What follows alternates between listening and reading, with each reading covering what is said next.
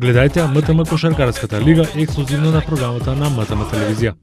Александар Џикиќ беше представен како нов селектор на националниот кошаркарски тим. Џикиќ со Македонската кошаркарска федерација потпиша 2-годишен договор, а главна цел ќе му биде низ квалификациите да избори пласма на Европското првенство во Украина во 2015 година.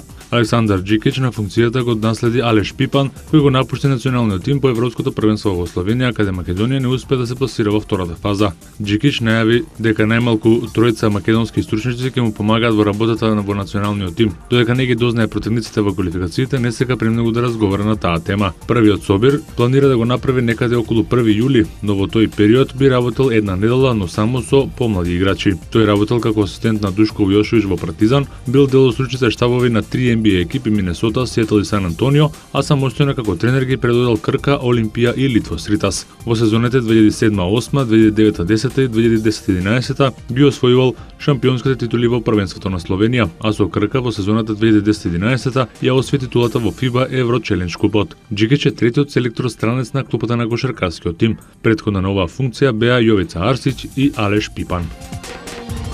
Горан Пандев ја објави својата одлука дека нема повеќе да игра за националниот тим на Македонија. Тој смета дека е време да се даде пат на младите и изјави дека е подготвен да му помага со она што може на селекторот Бошко Ѓуровски. Не беше лесно да се донесе таа одлука, им посакувам на сите се најдобро и на новиот селектор Бошко Ѓуровски, со кого имавме контакт и му посакав среќа. Му кажав да не се залажуваме со пласма на Европското првенство како пред секој почеток на квалификациите. Треба да ја средиме инфраструктурата, да му се даде повеќе време на Ѓуровски, затоа што тој не е многу запознат со условите, изјави Пандев.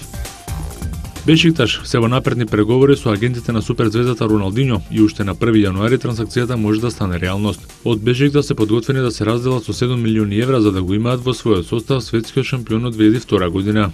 Тие има два неуспешни обиди да го привлечат бразилскиот волшебник, но овој пат шансите да се дојде до договор се огромни. Во моментов Роналдиньо е фудбалер на Атлетико Минеиро, со кој дојде до третото место на светското клупско првенство. Во својата кариера Роналдиньо ги носел дресовите на Гремио, Пари Сен-Жермен, Барселона, Милан и Фламенго. Бешикташ беше меѓу кандидатите за подписи на Димитар Бербатов, но после изгледа дека од клубот се фокусирани целосно во насока на ангажирање на Роналдиньо. 5 средби се одиграа синоќа во NBA лигата. Со поените на 1,2 секунди до крајот, Тарик Еванс му донесе победа на Нью Орлеанс над Портланд од 110-108. Со поени во последните секунди, тимот на Портланд на два пати во последните недела дена загуби на идентичен начин. Играчот на Пеликанс погоди на 1,2 секунди до крајот за триумф на неговата екипа, и тоа откако Лилард во претходниот напад со тројка изедначи на 108-108. Холидеј со 31 поени, 13 асистенци беше лидер на домашната екипа, за која Ентони Девис додаде 27 коша и 12 скока. Еван заврши со 20 поени.